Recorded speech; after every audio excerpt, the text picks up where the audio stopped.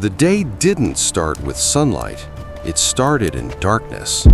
Before the horizon changed, before anything was visible, people were already awake, already moving, already working. Because waiting for sunrise wasn't an option. By then, you were already late. There was no slow beginning, no quiet moment, no time to prepare.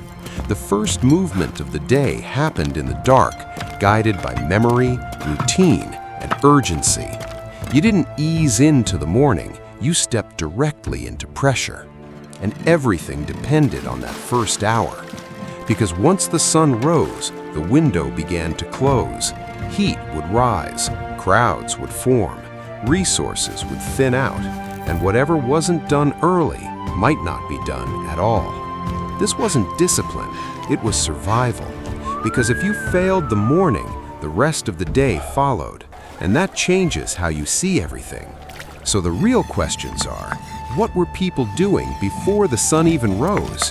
Why did everything depend on those early hours? And how much of their survival was decided before daylight even began? Before sunrise wasn't empty, it was the most important part of the day. Work began before visibility, not after it. Grain had to be ground, water had to be drawn, tools had to be prepared, and everything needed for the day had to be set in motion before light made it possible to move faster. Because once the sun rose, the pace didn't slow down, it intensified. You can see this rhythm in the accounts.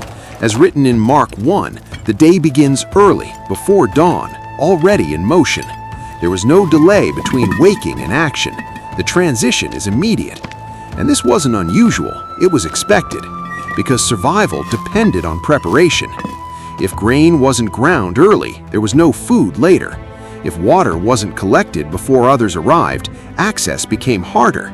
If work didn't start before heat, productivity dropped and time was lost. Every task had a narrow window, and that window opened in the dark. But they misunderstood something. This wasn't about efficiency, it was about limitation. Because the day didn't give you enough time to do everything, so you had to take time from the only place you could, before it even began. And that leads to the next layer.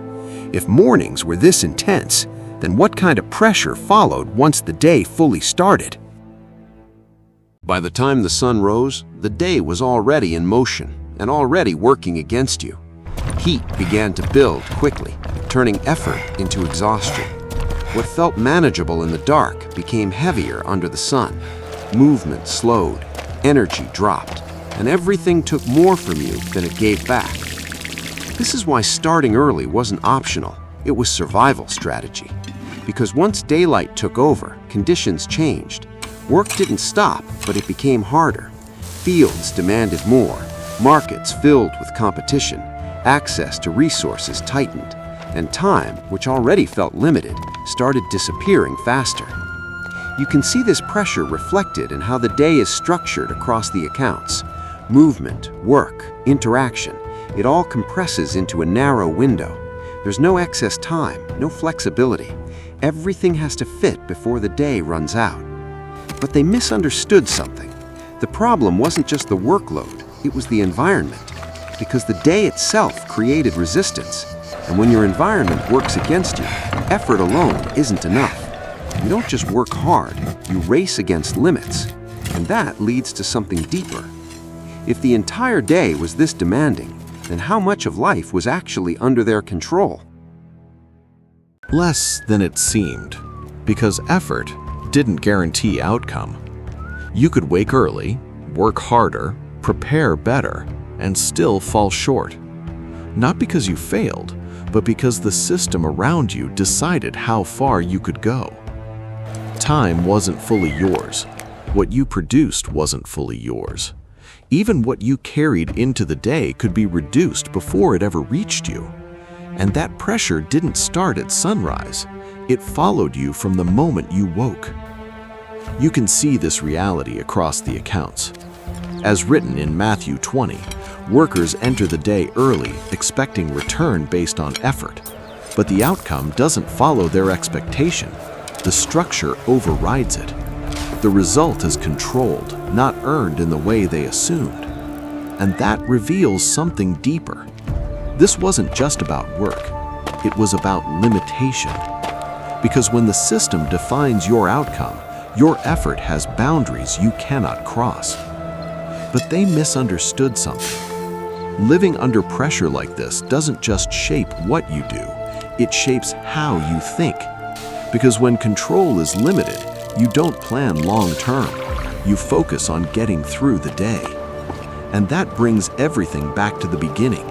Because if survival depended on what happened before sunrise, then the entire life they lived was built on very little margin for error. The story was never just about waking early. It was about what that revealed. A life where every day began under pressure, where survival depended on how soon you moved, how much you could do, and how little room there was for delay. There was no margin, no buffer, no space to recover from a slow start. And that changes how you see everything. Because when life is built like that, you don't live freely, you live carefully. Every hour matters. Every decision carries weight. And the difference between keeping up and falling behind is often decided before the day even begins. But this is where the shift happens. Because what looked like routine was actually exposure. Exposure of a system where time, effort, and outcome were never fully aligned, where even your best start didn't guarantee your end. And that's why these details matter. Not because life was harder, but because it was tighter, more controlled, more limited, less forgiving. And that leaves a question that doesn't stay in the past.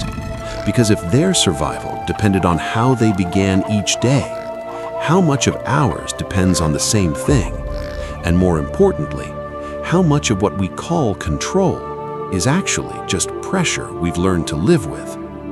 If this changed how you see that world, then stay with it. Subscribe, like, and share your perspective below, because the more clearly we understand how people lived, the more clearly we begin to see how systems still shape the way we do.